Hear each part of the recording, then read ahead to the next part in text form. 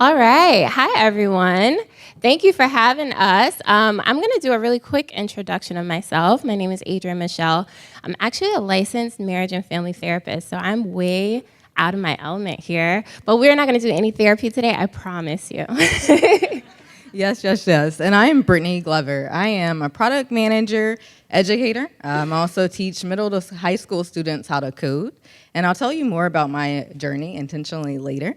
But that is who I am. And together we represent Intersections. Yeah, so just a little bit about Intersections. We're a diversity and inclusion company, and we do things a little bit differently. You know how sometimes you go to diversity and inclusion meetings and they show you pictures of this because this is how they want your office to look? Maybe it's like this, holding hands, like, this is how we get work done, right? Or maybe we make a weird circle. Like, it's totally cool, it's cool. But like, what kind of action steps do they actually give to make the company diverse and inclusive? And a lot of times in companies, they say, well, we don't need to talk about everything. We just need to put the puzzle pieces together. Well, it don't work, right? It does not work. So let's just be honest. We're not holding things up. We're trying to sit and have a conversation, but it mostly feels like this, right? Like, how are we supposed to have an active conversation about diversity and inclusion without diverse and inclusive people in the room, right? And really talk about what we can do to change things. So really quickly, I want to say this quote because when we design inclusivity, we elevate the experience for everyone, not just the people who are vulnerable. So we're not talking about just making things great for one community or one marginalized group. It's better for everybody, right? I know when I can feel myself, when I can be myself, I do my work better, right? I have better skills. I'm able to connect with people more. And so realistically, this change about diversity and inclusion, it needs to be for everyone. Again, I wanted to put a number out here because I figured you all might respond well to numbers, right? And so when we look at diversity and inclusion, 30%, that's the number, right? There needs to be about 30% of the critical mass when minority groups' voices start to feel heard, right? And so just let that sink in. What are we doing at 30% at work besides working, right? Besides social media, maybe. Are we really focused on the diversity and inclusion within the company? So the question is, what is your office culture, right? What is your company culture? What does that look like? How is it described to you? Is it updated on a quarterly basis? Are you doing health checks, right? To check in for people like myself, right? Who started web design, web development, product management, right? To check in with those minorities and actually really understand how they feel. So the question proposed again is, what is your office culture? And that's the question I want you to take throughout this talk. And how do people find out about it, right? Like, it's kind of like meeting your partner or meeting your partner's families. You're going to say, oh, my aunt likes to drink a little bit more. Or you might say a little something to prepare them. But when I come into an office space, I want to know that y'all have lunch every Thursday, right? I want to know what kind of jokes y'all, make around the office. I want to know things about the culture of this space. And are they inclusive, right? Are they incorporating and valuing everyone's honor system, right? Can you create a shared honor system that actually works for everyone? Okay, so what I love most about my career, right, is I started about 12 years ago. And one of my first big jobs, someone came up to me in the coffee room and they said, hey, you have 5 things against you, right? And I was like, what is this person about to say? Like, literally, like, what could you say to me as a newbie that would make me feel included? Well, the items are right there, right? They said you had 5 things against you. You're young, black, gay, and a female in IT. I was 21. I mean, of course, I've been to high school, college, but what did that actually mean to me, right? Almost like someone else looking on the outside of my life. I'm on the inside looking back, and you're actually telling me these 5 things. Now, these aren't things necessarily your parents have told you along the way, right? It's not like anyone pulls you aside and says, like, hey, friendly reminder, you're black. Right? Friendly reminder that you're gay.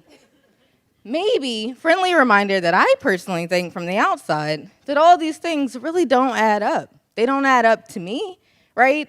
But that isn't my experience. This is someone from the third side stepping in and saying, this is what you look like to me.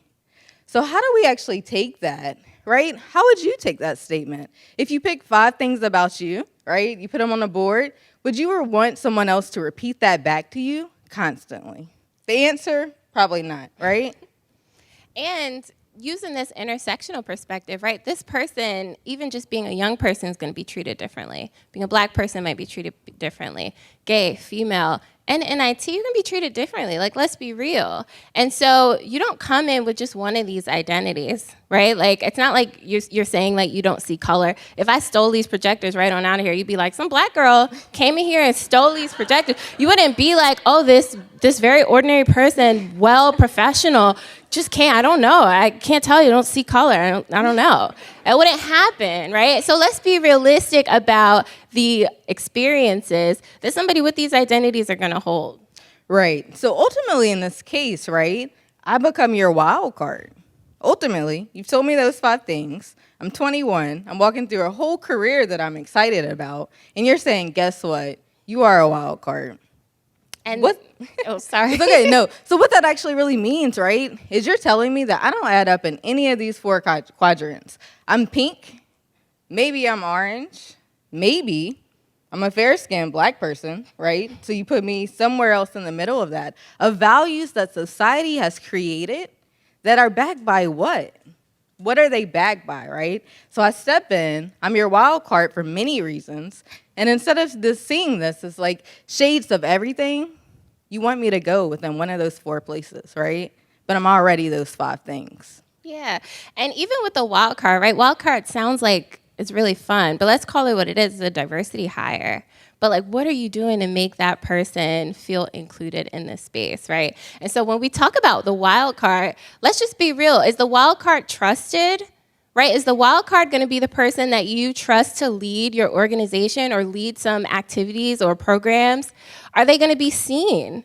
Are you going to actually listen to them, right? I think we have time for a really quick story. I work a lot in working with companies and going in and telling them about whatever they might need, right? We survey the company to say, hey, do you need gender and sexual diversity education? Do you need to learn about microaggressions, intersectionality, identities? It goes on.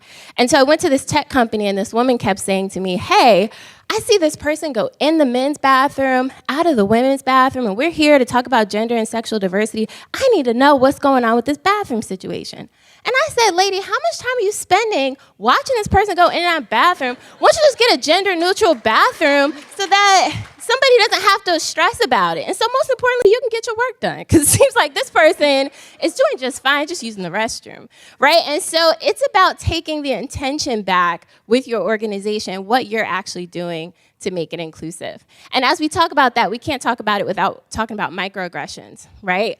Microaggressions, sometimes we talk about them like they're little mosquito bites, but once you get a bunch of them, you're irritated.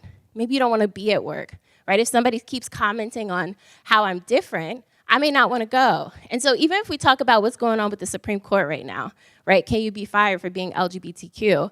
Well, I inspire organizations to take a pledge for their employees. You're not going to be fired for these identities, right? Regardless. And so it's about taking the employees and making them feel like they can have trust in the company that they're working for, because you care. Yes, and also with that, right, microaggressions. A lot of us say, like, what is it really, right? The person that said those 5 things, they weren't a bad person.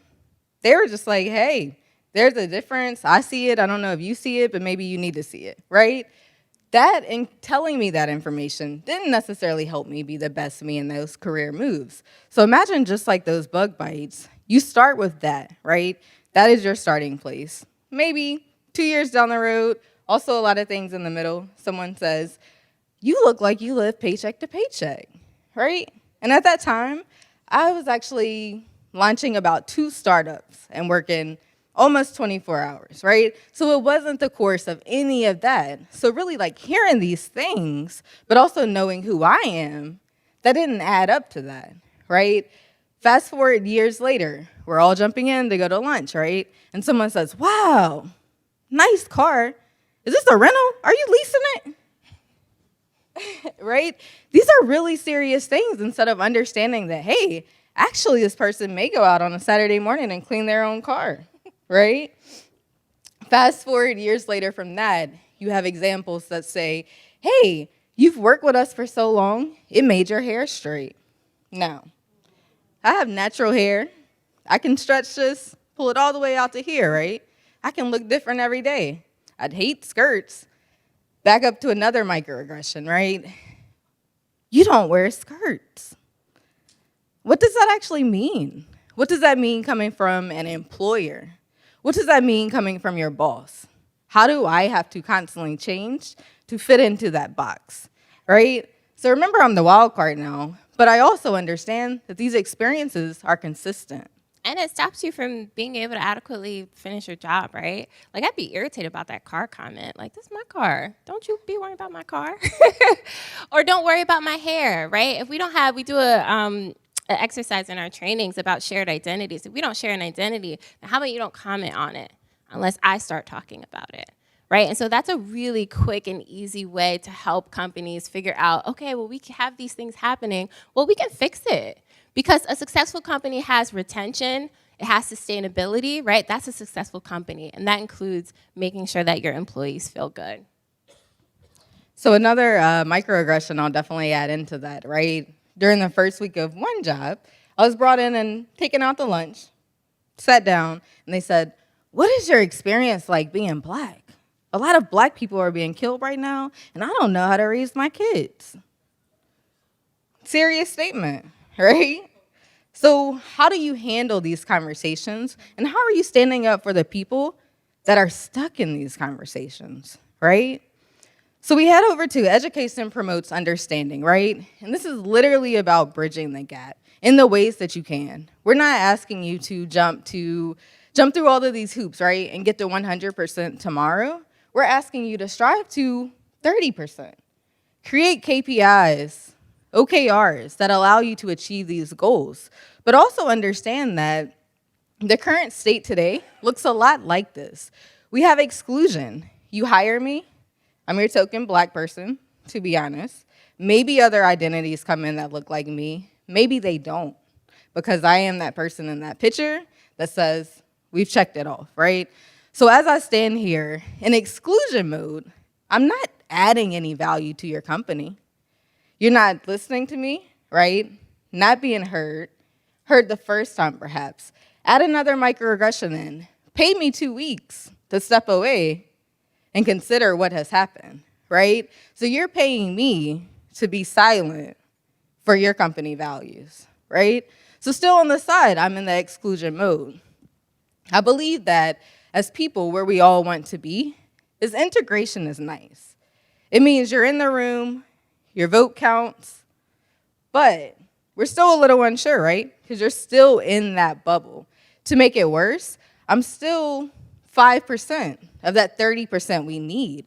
So although we may see 5+ here, the reality is not like that. So when we break it down into inclusion, which is what we're striving for, when we say create these company cultures, these values that matter, it has to be inclusive. If you have culture committee meetings, right, that people aren't represented in, that you're trying to serve, whose voices are you really listening to? If you're not measuring that, what is it based on? So today, I think we really challenge you to just take this information, keep it in the back of your head for your next meeting. It's not necessarily that, again, we expect tomorrow that you're great. This is progress, and this is also where we fall forward. And so moving forward in the culture shift, right, what is it like to change the culture shift? Well, check your bias, right? Start thinking about, or even having your organization bring speakers in to talk about what bias looks like. How do we know when we have privilege? What is oppression? What is microaggressions, right? Work with intention. Be intentional around what you're doing. Are you celebrating all the holidays, right? Are you talking about mental health in the office, right? Are you talking about being LGBTQ? Do you have like POC or BIPOC groups? Right? Some of you looking like those are a lot of letters that I haven't heard about, right? But being mindful that people of color also need spaces. And so also the term fall forward. Yes. Again, I think it's really important. The last thing I'll add there, right, is know that we create these agile systems and it works just the same. You have retros, implement it, keep it going, create those key performance indicators. Hey, we know that if we can make it here in this quarter, this also shows people like me and IT that you're striving towards excellence there, even though you may not be there. But ultimately, we're going to make mistakes. Those 5 things weren't bad. How we come back from those things and what's said afterwards, yeah, if someone says that every minute, there's something different, right? Microaggressions versus fall for it, let's make a better effort next time. Right. So thank you so much for having us here at All Things Open. We really appreciate the opportunity. If you're looking for any education, support, or just speakers to come in and talk through what that looks like, or consultations, we're here for you. So we are Intersections, a diversity and inclusion company. Thank you. Thank you so much.